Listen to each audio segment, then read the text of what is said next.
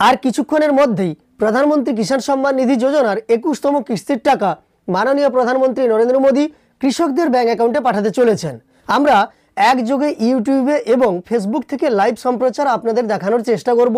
তাই যারা ইউটিউব থেকে দেখছেন অবশ্যই চ্যানেলটিকে সাবস্ক্রাইব করে পাশে থাকা নোটিফিকেশন বেল আইকনটা অল করে রাখবেন।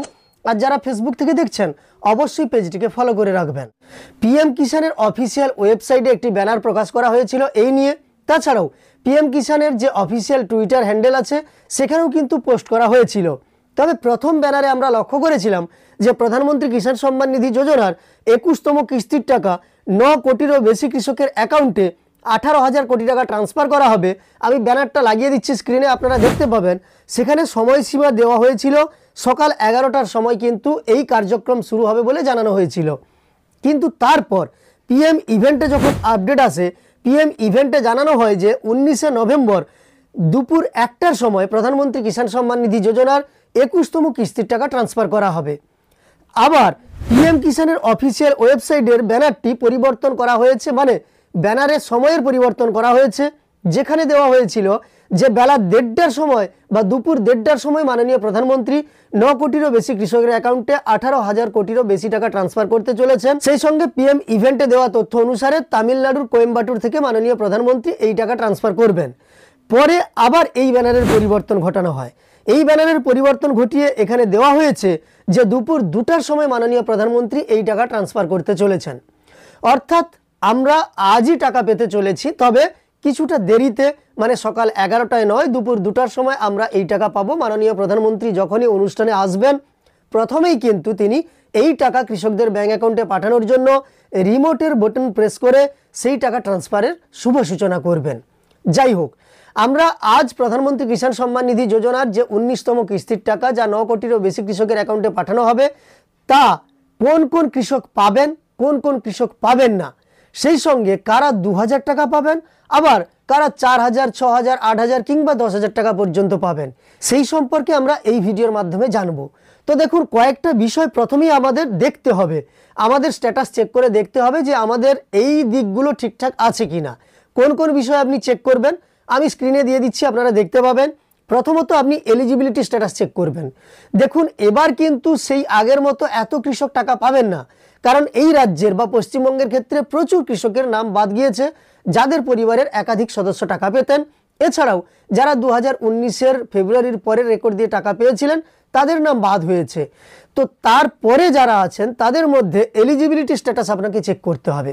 এলিজিবিলিটি স্ট্যাটাসে আপনাকে অবশ্যই 3টে জিনিস পরীক্ষা করে নিতে হবে। প্রথমত ল্যান্ড সিডিং।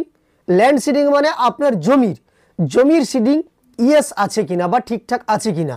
যদি ইয়েস থাকে এবং ব্লুটিক থাকে তাহলে আপনার সমস্যা নেই। তারপর আপনাকে চেক করতে হবে আধার ব্যাংক অ্যাকাউন্টের সিডিংয়ের যে স্ট্যাটাস, সেখানে ইয়েস এবং ব্লুটিক আছে কিনা। যদি থাকে তাহলেও আপনার কোনো চিন্তা করার কারণ নেই। আর আধার ব্যাংক অ্যাকাউন্ট সিডিং স্ট্যাটাস যদি নো থাকে কিংবা ল্যান্ড সিডিং স্ট্যাটাস যদি নো থাকে তাহলে কিন্তু আপনি এইবারের কিস্তির টাকা পেতে সমস্যায় পড়বেন। যদিও ল্যান্ড সিডিং নো থাকলেও আপনার কাছে টাকা আসতে পারে, কিন্তু আধার ব্যাংক অ্যাকাউন্ট সিডিংয়ের স্ট্যাটাস বা ইকেওয়াইসি স্ট্যাটাস, এ দুটো স্ট্যাটাস যদি নো থেকে থাকে কিংবা এদের মধ্যে কোনো একটিতে রেড ক্রস এবং নো থেকে থাকে, আপনি কিন্তু এবারের কিস্তির টাকা পাবেন না। কারণ আধার সিডিং ব্যাংক অ্যাকাউন্টেই পিএম কিষাণের টাকা ঢোকে, সেক্ষেত্রে আপনার আধার সিডিং না থাকলে আপনি টাকা পাবেন না। তো এবার আপনার এই এলিজিবিলিটি স্ট্যাটাস দেখে নেওয়ার পরে পরের যে কাজটা করতে হবে, আপনাকে তার নিচে যে লেটেস্ট ইনস্টলমেন্ট ডিটেলস আছে সেখানে চলে যেতে হবে। লেটেস্ট ইনস্টলমেন্ট ডিটেলসে গিয়ে আপনি দেখবেন যে এফটিও প্রসেসড ইয়েস এবং ব্লুটিক আছে কিনা। যদি এফটিও প্রসেসড ইয়েস এবং ব্লুটিক থাকে তাহলে আপনার কোনো চিন্তা করার কারণ নেই। আপনার ব্যাংক অ্যাকাউন্টে পিএম কিষাণের একটি কিস্তির টাকা আজই ক্রেডিট হয়ে যাবে কিংবা 1-2 দিনের মধ্যেই ক্রেডিট হবে। তবে প্রধানমন্ত্রী কিষাণ সম্মান নিধি যোজনার টাকা সাধারণত কয়েক সেকেন্ডের পরেই ঢুকতে শুরু করে। মাননীয় প্রধানমন্ত্রী যখন উদ্বোধন করেন তার কয়েক সেকেন্ড পরেই টাকা ঢুকতে শুরু করে। সেক্ষেত্রে বেশিরভাগ টাকা প্রথম দিনেই ঢুকে যায়। কারো কারো বাকি থাকলে আগামী 1 সপ্তাহের মধ্যেই কিন্তু টাকা তাদের ব্যাংক অ্যাকাউন্টে চলে আসে। তো তাই আপনাকে দেখে নিতে হবে ফান্ড ট্রান্সফার অর্ডার বা এফটিও, এটা প্রসেসড ইয়েস এবং ব্লুটিক আছে কিনা। একই সঙ্গে আপনাকে চেক করে দেখে নিতে হবে পেমেন্ট স্ট্যাটাস, পেমেন্ট প্রসেসড আছে কিনা। এই দুটো জিনিস আপনি চেক করে নেওয়ার পরে নিচের দিকে চলে আসবেন, পেমেন্ট মোড, এখানে আধার আছে কিনা দেখে নেবেন। যদি এই তিনটে জায়গায় কোনো প্রবলেম না থাকে তাহলে 2000 টাকা আপনার ব্যাঙ্ক অ্যাকাউন্টে প্রধানমন্ত্রী কিষাণ সম্মান নিধি যোজনার কিছুক্ষণ পরেই ঢুকতে চলেছে।